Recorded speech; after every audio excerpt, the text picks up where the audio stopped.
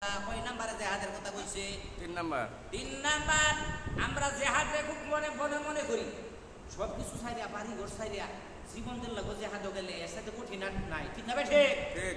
ও বন্ধু আমার, নবীজি বলেন না না, 1 নাম্বার হলো ঈমান আনার পরে ওয়াক্ত মতো সালাত আদায় করা, আল্লাহর হুকুম মানা। 2 নাম্বার হলো বিরুল ওয়ালিদাইন, পিতা মাতার খেদমত করা। 2 নাম্বারে পিতা মাতার খেদমতের কথা কইছে। 3 নাম্বারে কইছে, 3 নাম্বারে বলছে বন্ধুরা আমার জেহাদের কথা। 3 নাম্বারে বলছে ক্বালাল জিহাদু ফি সাবিলিল্লাহ। 3 নাম্বারে হইল আল্লাহর রাস্তায় জিহাদ করা।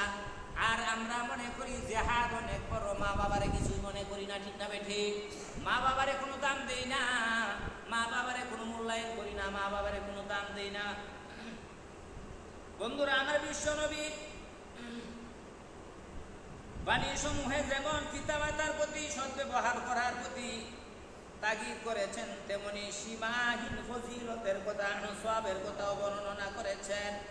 এ সম্পর্কে বিশ্বনবী মুহাম্মদুর রাসূলুল্লাহ সাল্লাল্লাহু আলাইহি ওয়াসাল্লাম বলেন, কোন সন্তান যদি তার পিতা মাতার প্রতি সুনজরে একবার তাকায়, সুনজরে যদি কোনো সন্তান পা হইতে মাথা পর্যন্ত, মাথা হইতে পা পর্যন্ত একবার যদি তাকায়, একটা মকবুল হজের সওয়াব ওই সন্তানের আমলনামায় লেখা হয়। সুবহানাল্লাহ, সুবহানাল্লাহ, সুবহানাল্লাহ।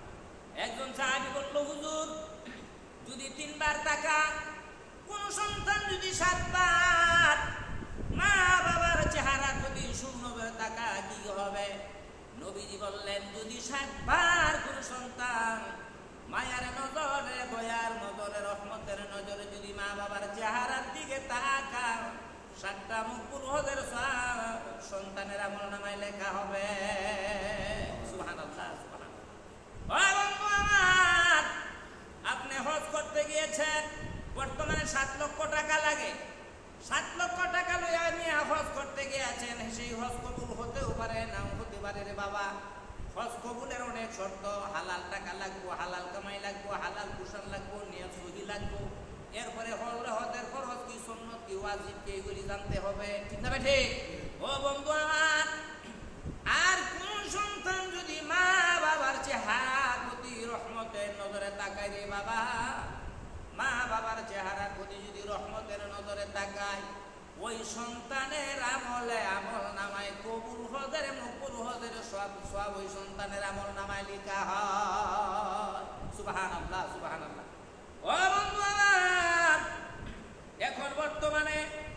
এখন বর্তমানে আমাদের দেশে, আমাদের সমাজে মা বাবার কোনো মূল্য নাই, মা বাবার কোনো মূল্য নাই, মা বাবার কোনো দাম দেয় না। বলে 5,000 10,000 টাকা নেই, টাকা বালা, বুড়া মানুষ টাকা বালা না, এমন কোনো হাদিস নাই।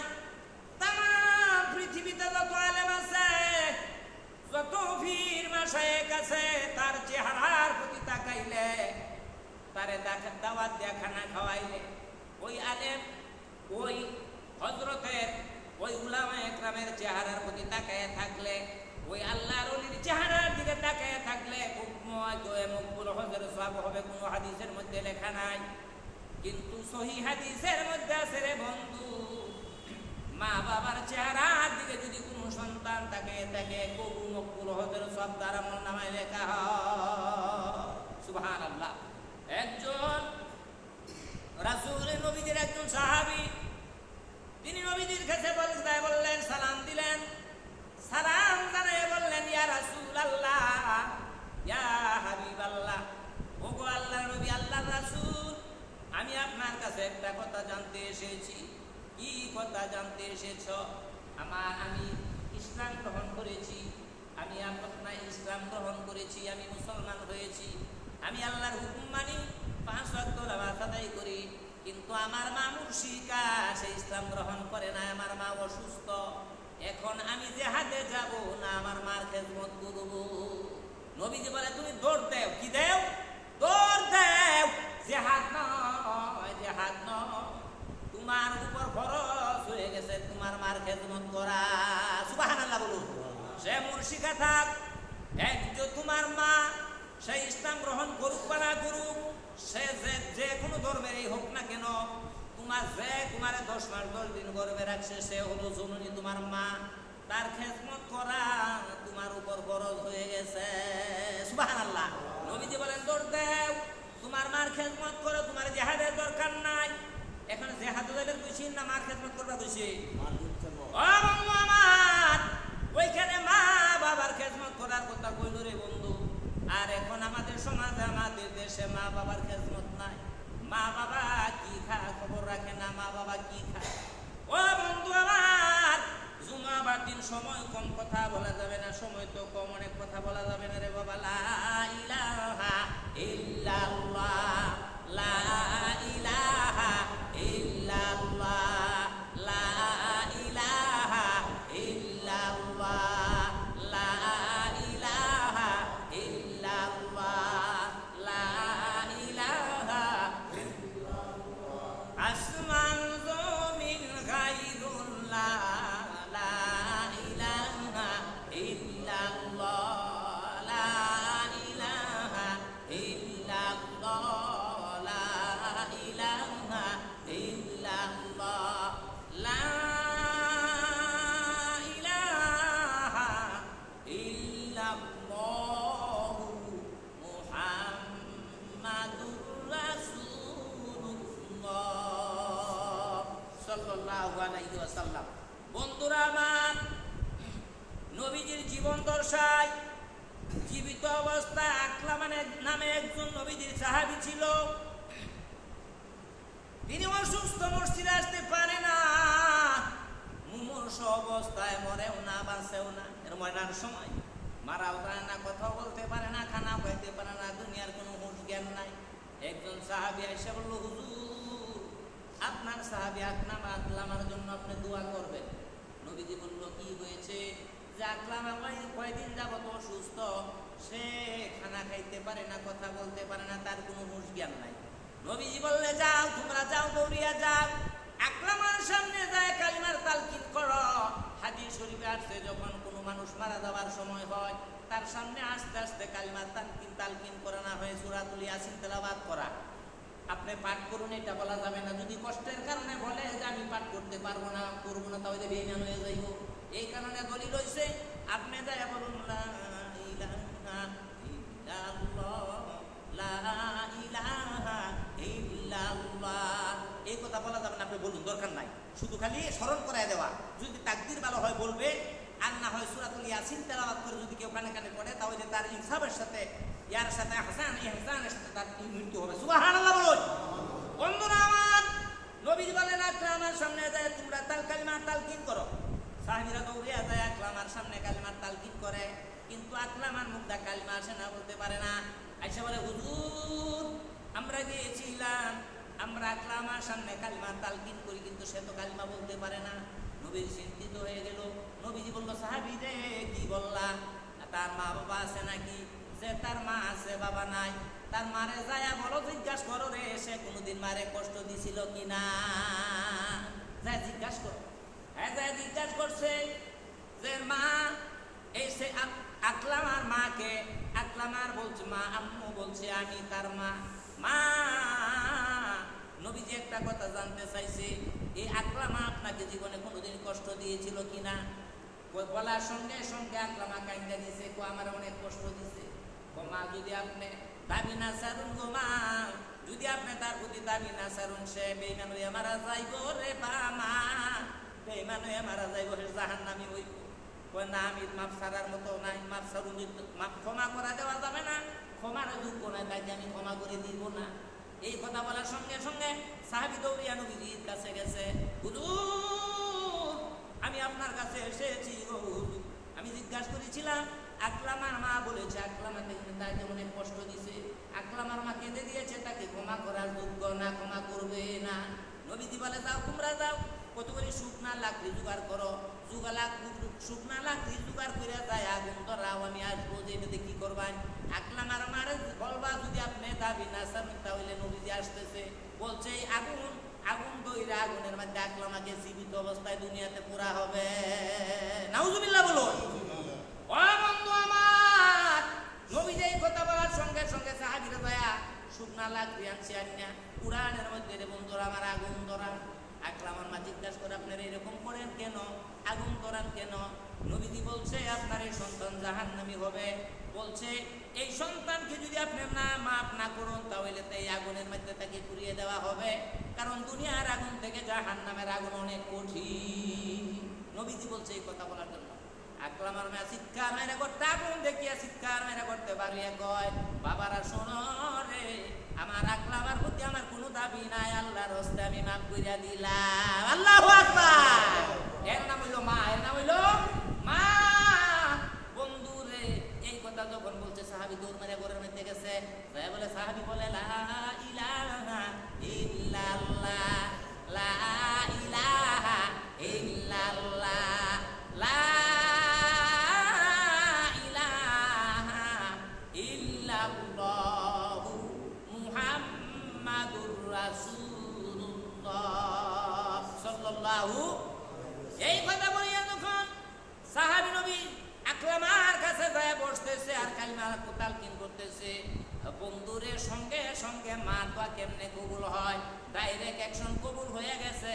আকরামার জবান খুললা কয় লা ইলাহা ইল্লাল্লাহু মুহাম্মাদুর রাসূলুল্লাহ সাল্লাল্লাহু আলাইহি ওয়াসাল্লাম। আল্লাহু আকবার বলুন।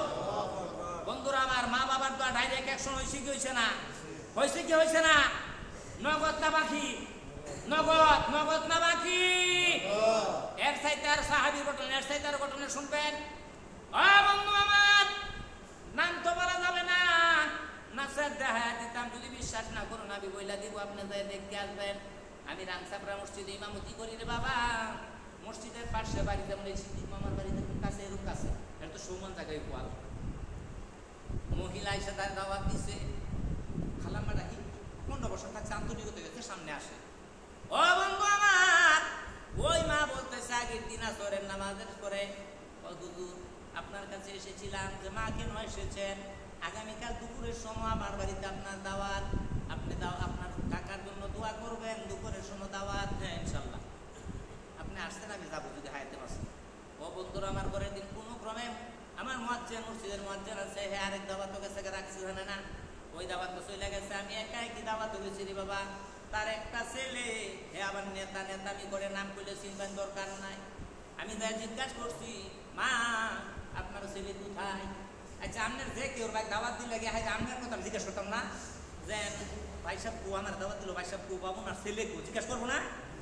যাই জিজ্ঞাসা করছি, মা মা আপনার ছেলে উমুক কোথায়, নামটা বলছি, বলার সঙ্গে সঙ্গে কান্দে দিয়েছে, চোখের পানি বাড়িয়ে বলছে। বিপদে বললাম বলিয়া কি হয়েছে মা? ও বাবা এই কথাটা বলবেন না, আমার সন্তান তার স্ত্রীর কথা আমার বসুদিন কইছে বেদা মেরে করতে বার করে দিব, ফুটবলের মতো উড়াইয়াল। আরো লজ্জাজনক কত কষ্ট কথা কইছে, লজ্জাজনক কথা কইছে রে বাবা। আমি যদি আগে জানতাম এই মায়ের সন্তান আমি গর্বে রাখতাম না, ধারণ করতাম না, আমি লবণ খাওয়াই আমার যাতাম, গলা টুপি আমার যাতাম, এমন লজ্জা আমারে দিছে রে বাবা। এই সন্তানের আমার দরকার নাই, এটা আমার সন্তান না। আমি বললাম মা আপনার চোখ কান্দা তো চোখের পানি কবুল হয়ে যাবে, আল্লাহ কবুল করে দেবো, বিপদ হইব অন্যের সন্তানের। হ্যাঁ তো এই কথা শুনে না।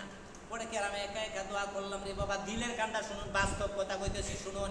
আমার যন্ত্রের আওয়াজ এই পর্যন্ত বুঝছে, সকল মা বোনদের কাছে, সকল বাবাদের কাছে আমার এই কথাগুলি শোনার জন্য দাবি রইল। ও বন্ধু আমার, আমি বললাম মা চোখের পানি ছাড়ো না রে মা, কবুল হয়ে যাইব। হ্যাঁ চোখের পানি ছাড়ে। এরপরে আমি কি করাম, শেষ পর্যন্ত মুনাজাত করলাম। দাওয়াত খাবে কিছু দোয়া তো করুন লাগবো, মুনাজাত করলাম। দোয়া করে যখন আইসা বললাম, আনুমানিক রে বাবা 1-1.5 মাস পরে ওই ছেলের বাড়ির পাশে একটা লোক, আমার ওই তৎকালীন সময়ের মসজিদের সভাপতি আছেন, চেয়ারম্যান দাঁড়াইছে চেয়ারম্যান নির্বাচন করার জন্য। ওই যে মানউল্লাহ তালুকদার আছেন না বাটগাঁও, মানউল্লাহ তালুকদারের বাড়ি কাছে গেছে। জি এই ছেলের নাম কইতাম না। ওই ঘটনাটা কই রে বাবা, ওই ঘটনাটা কই চেয়ারম্যানের বাড়ির কাছে দোকান, স্কুলে আছে, মাঠ আছে, ওইখানে গেছে ইয়া করার জন্য, ওই চেয়ারম্যান নির্বাচন করার জন্য। চেয়ারম্যান নির্বাচন করিয়া মিটিং মিছিল কইরা রে বাবা, এই দোকান তো ওই দোকানে, এই দোকানে দোকানে বলে না, সব লোকগুলি চইলা গেছে। ওই টুকটার শুধু বেঞ্চের মধ্যে, কোয়াল সমান জায়গার মধ্যে বেঞ্চ বসে রয়েছে। আর ওই যে গ্যাসটা আপাত করে গ্যাসের বোতল আছে না, গ্যাসের বোতলটা দাঁড়ায় রয়েছে, যে কোয়াল সমান জায়গা, তেমন সমান জায়গা। সবটি লোক চইলা গেলে রে বাবা, আল্লাহর কি হুকুম হইছে, গ্যাসের বোতলটা চিত্তিয়া পড়িয়া গেছে। নাউজুবিল্লাহ বলুন। চিত্তিয়া পড়িয়া যাওয়ার সঙ্গে সঙ্গে আল্লাহর কুদরতি বাতাস, দুনিয়ার কোনো বাতাস নাই, এটা আল্লাহর কুদরতি বাতাস। ও বন্ধু আমার, এইটা কুদরতি বাতাস, আল্লাহর বাতাস, আযাবি বাতাস আইসা গ্যাসের বোতলটা পড়িয়া গিয়া সে দৌড়টা যাইবার পারছে না, দুতুরি দুইটা ভাব মইরা গেছে। নাউজুবিল্লাহ বলুন। বদরে মাগরিবের নামাজ পড়িয়া বার হইছি, ও হুজুর খবর শুনছো? বাস্তব শুনুনি, আমার বাপ কারে কছি নাই দি। ও বন্ধুরা আমার, মাগরিবের নামাজ পড়ে মসজিদে বার হইছি, হুজুর শুনছুন বলে কি বলে উমুক পুড়িয়া গেছে দুই পা, বলে কেন? বলে ওই যে নির্বাচন করবার গেছেন অমুক জায়গার মধ্যে এরকম গ্যাসের বোতল কাটিয়ে পড়িয়া গেছে, তার পা পুড়িয়া গেছে। আমার ব্রেনের মধ্যে অন্তরে ধাক্কা লাগছে, ওই যে মা বা মার দোয়া কবুল হয়ে গেছে। ঠিক না বেঠে? আমি বলেছিলাম সেই দিন, মা তোমার দোয়া কবুল হয়ে যাইব রে মা। এশার নামাজের সময় শুনি বালকো আনছে, বালকো রাখছে না, টাকা ভাড়ায় দিছে। যে চেয়ারম্যানের কাছে সাথে গেছিল, ওই চেয়ারম্যান টাকা দেয়া খরচ করে ডাকাতে তারা বাল্লা বানাই আনছে। এখন আঁঠুর নিচ পর্যন্ত দুইটা বাউ সাদা হইয়া রইছে। মায়ের দোয়া ডাইরেক্ট অ্যাকশন আছে না নাই? আস্তে কোন যে আছে না নাই? এখন বিশ্বাস করি না, আমার সাথে চলুন পারা আমি দেব, তাও লাগতো না নামটা কইয়া দেন, দেখাই ব্যাংকে বলে নাম পা দলিলে ইসলামে নাই, কিন্তু আন্নের যে ইমান নাই এটা জন্য বলছি। ঠিক না বেঠে? ও বে ডাইরেক্ট বললাম, আল্লাহ কোরআনে বলছে, নবীজি হাদিস শরীফে বলছে, সাহাবীর জীবনী বললাম, নবীজির জীবন্ত অবস্থায় সাহাবীর জীবনী বললাম, বাস্তব জীবনে চোখে দেখলাম, কানে শুনলাম, চোখে দেখলাম, জবানে বললাম, এটা বললাম। এরপরেও যদি বুঝে না আসে রে বাবা, হাতে ধরি পায়ে ধরি রে বাবা, হাতে ধরি পায়ে ধরি, হাতে ধরি পায়ে ধরি রে বাবা। মা বাবার একটি কষ্ট দিন না যে, মা বাবা অতি আপন, মা বাবা রে করো যতন, মা বাবা অতি আপন, মা বাবা রে করো যতন, দিন কথার সাথী পেয়ে ভুলে যেও না, মার কলিজায় আঘাত দিলে খুদা সহে না, মার কলিজায় আঘাত দিলে খুদা সহে না, মার কলিজায় আঘাত দিলে খুদা সহে না। কার কলিজা আঘাত দিলে খুদা সহে না? মার কলিজা, মা বাবার কলিজা। ও মিয়া, 10 মাস 10 দিন যে মা তোমারে গর্ভে রাখলো, 2 ফুটা স্বামী স্ত্রী মিলামিশা করার পরে 2-3 ফোঁটা রক্ত তোমার শরীরে, তোমার মায়ের স্ত্রী রেহামের ভিতরে ঢুকছে। হাদিস শরীফে বলেছি, ওই যেখানে ও বন্ধুরা আমার বাবার 2-3 ফোঁটা রক্ত যেখানে যায় মায়ের, যেখানে রেহামের ভিতরে গর্ভের ভিতরে পড়ে, ওইখানে আল্লাহ নবী বলছে হাদিস শরীফের, আল্লাহর কুদরতের দ্বারা 3টা পর্দা দিয়ে আল্লাহ বেষ্টন করিয়া রাখে। আল্লাহু আকবার। ওই আস্তে আস্তে সন্তানরা তখন মায়ের কি হয়ে যায়, মায়ের মাসিক বন্ধ হয়ে যায়, মায়ের মাসিকের রক্ত খেয়ে, মায়ের হায়েজ নেফাজের রক্ত খেয়ে সন্তানটা বড় হয়। ওই সন্তান বড় হয়, সন্তানরা মায়ের পেটে জীবিত থাকে না মরা থাকে? জীবিত না মরা? ও বন্ধু আমার, 2, 3, 4, 5 কেজি একটা সন্তান মায়ের পেটের মধ্যে জীবিত রাখা কত কঠিন, এটা পুরুষে বোঝা সম্ভব নয়। ঠিক না বেঠিক? পুরুষে বোঝা সম্ভব নয় রে বাবা। এই সন্তানটা কিন্তু মায়ের পেটের মধ্যে জেঠা থাকে, লড়াচড়া করে। অনেকে বুঝবেন, আমরা সবাই কৃষক মানুষ, গরু পালি, ছাগল পালি। ঠিক না বেঠিক? ও বাবা রে, আমি আর গরু পালছি, ছোটবেলা হয়তো বাড়ির থাকি না, আমি দেখছি 8, 9 মাস 10 মাস হয়ে গেলে একটা গাভী পাললে একবার আছি ডাইন ফেডও করে গেছে, বাম ফেডও দূর মেরে বাসু। ঠিক আছে ঠিক? উডার পি একবার উডার পি উডার একবার নিচের বি নামে, তখন কোকাই এটা গাবি কিবা বুঝলাই, আবার আপনার কোকাই এটা গাবি গাবি নাম তারপর কিবা দেখলেন, আমি বুঝুর কিবা গাবি তো বুঝি না, বলে এই যে দেখ বাসু দুঃখ আসলে লড়তাছে, সুমানে লড়তাছে। ও বন্ধু আমার, শুধু বাসুর নয়, মা বাবা রে বাসুর নয়, মায়ের ফেডও আমি আর আপনিও লাড়াচাড়া করছি। সন্তান যখন মায়ের ছেলের মেয়ের মধ্যে নাড়াচাড়া করে রে বাবা, এই হাতটা যখন মার কলিজার মধ্যে লাগে, পায়ের বেদাটা যখন পায়ের কলিজার লাগছে, মার কলিজার মধ্যে ডাকা লাগছে। ঠিক না বেঠে? আর ওই সন্তানটা তুমি কেমনে ওই হাত দেয়া, যেই হাত তোমার মায়ের পেটের মধ্যে, হাত তোমার মায়ের পেটের মধ্যে হাতটা বড় হইল, যেই মা তোমার এত কষ্ট করে লালন পালন করল, যে পাটা তোমার মায়ের পেটের মধ্যে 2 ফুটা রক্তের দ্বারা গোস্তের টুকরা হইল, ওই গোস্তের টুকরার ভিতরে আল্লাহ হায়াত দিল, ইমান রুহু নামক একটা দৌলত দিল, হায়াত দিল। আর মায়ের পেটের মধ্যে তোমার হাত পাওলা আল্লাহ, ওই হাত পাটা দা তুমি কেমনে মা বাবারে আঘাত করো? নাউজুবিল্লাহ বলুন, নাউজুবিল্লাহ। যেই জবান যেই জবান তোমার তোমার মুখটা মায়ের পেটের মধ্যে ছিল, ওই মুখটা তুমি কেমনে এমন আঘাতের কথা গো, মা বাবারে কষ্ট দেও। ও বন্ধুরে, মা বাবারে তুমি কেমনে কষ্ট দেও। 40 বার একজন হাজি হজ করছি, এমন হাজি নাই নাকি দুনিয়াতে? এমন নামে আছে নাই? অনেক টাকা গুলা আছে। এখন হয়তো সরকার বলছে 1, 2, 3 বারের বেশি যাওয়া যাবে না। পিছনে এমন দিন ছিল যার টাকা ছিল বারবার যাওয়া গেছে, নিষেধ ছিল না, ঠিক না ভাই? ঠিক। ও বন্ধুরা আমার, 40 বার হজ কইরা আরাফার ময়দানে যায় ঘোরাঘুরি করে নিজের বড় মনে করছে, ও প্রভু